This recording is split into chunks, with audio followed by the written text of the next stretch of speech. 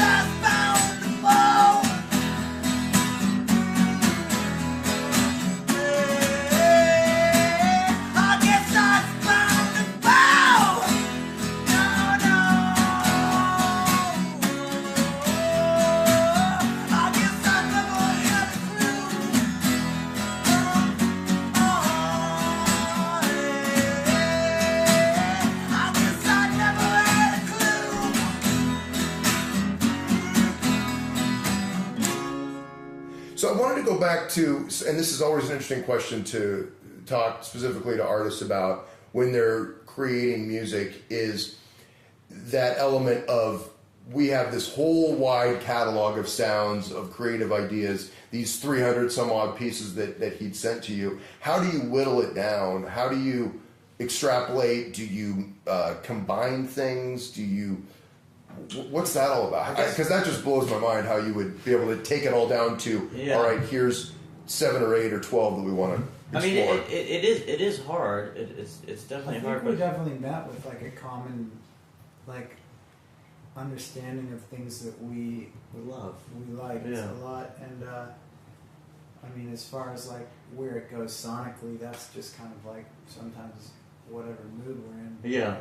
Yeah. Right. I mean, it's a bit of a tweaker record. You know, I'm really fortunate that I... Define that for our friends. Well, yeah, not tweaking drugs, but like tweaker as in like, I'm really lucky.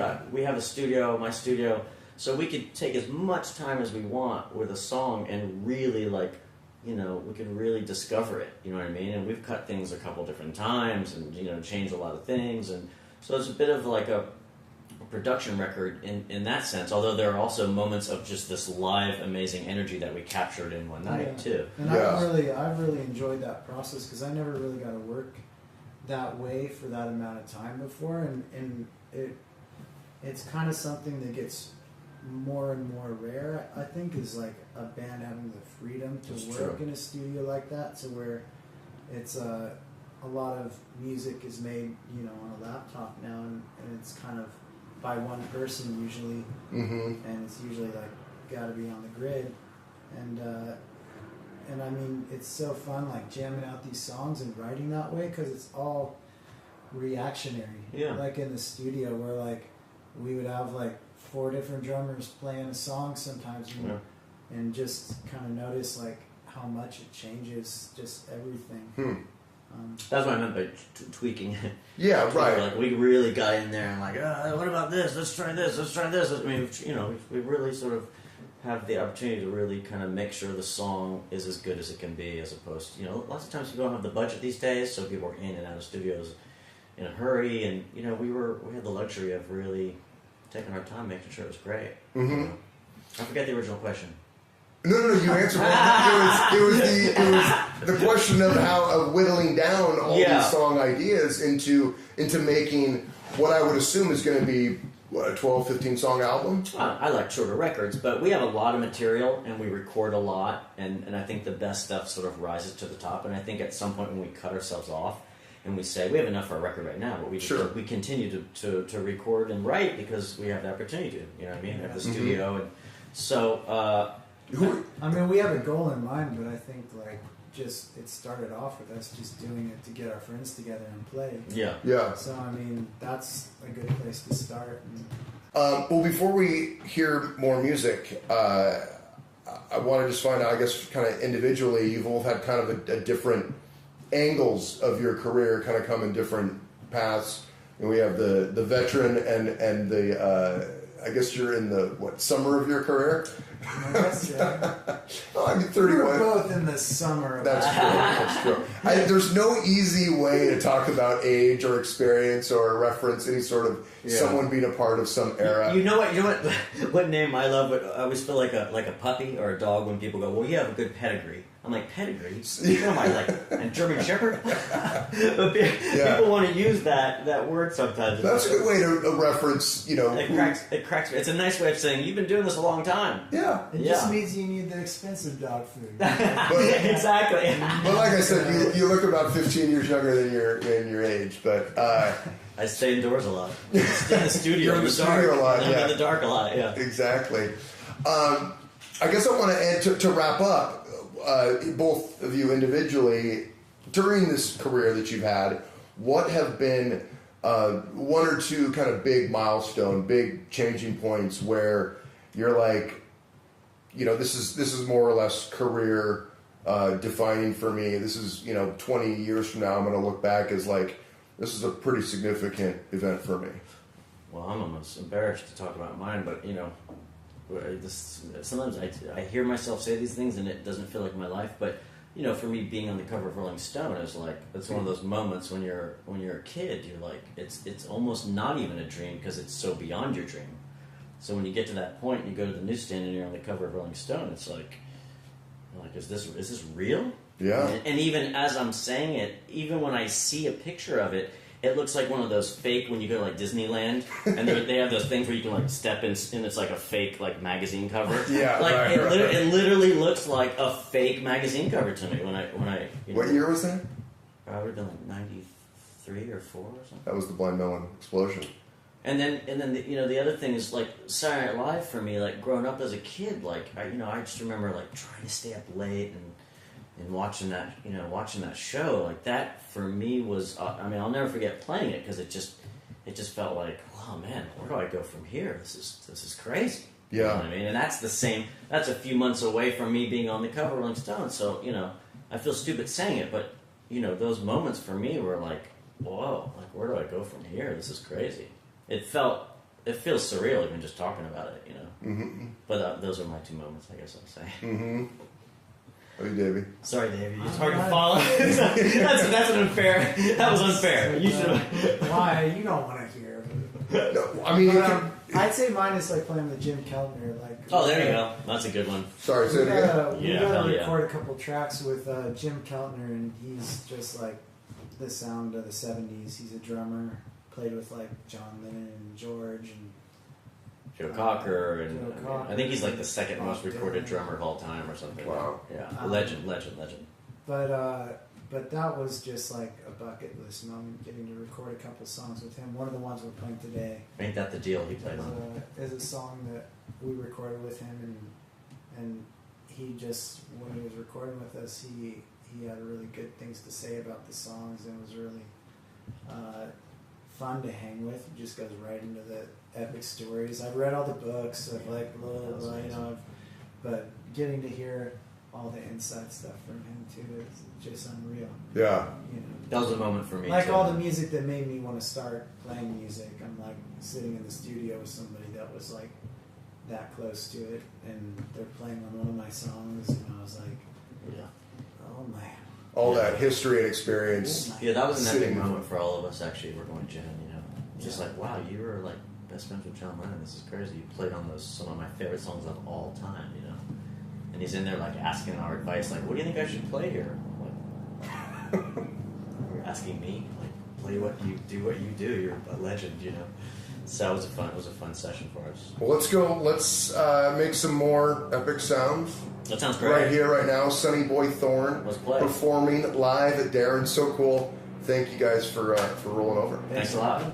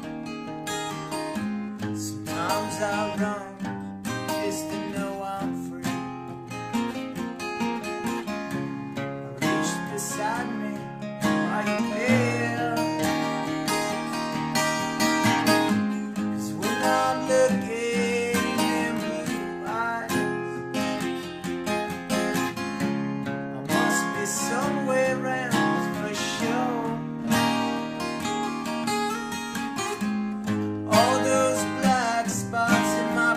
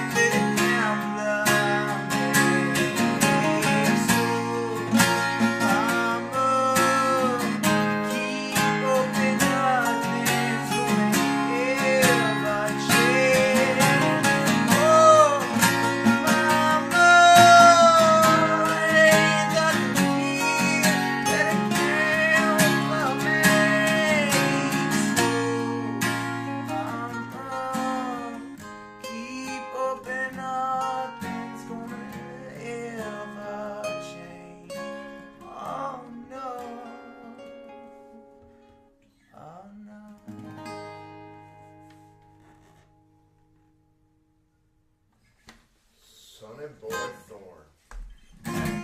Thank you, gentlemen. That was awesome. Thank you.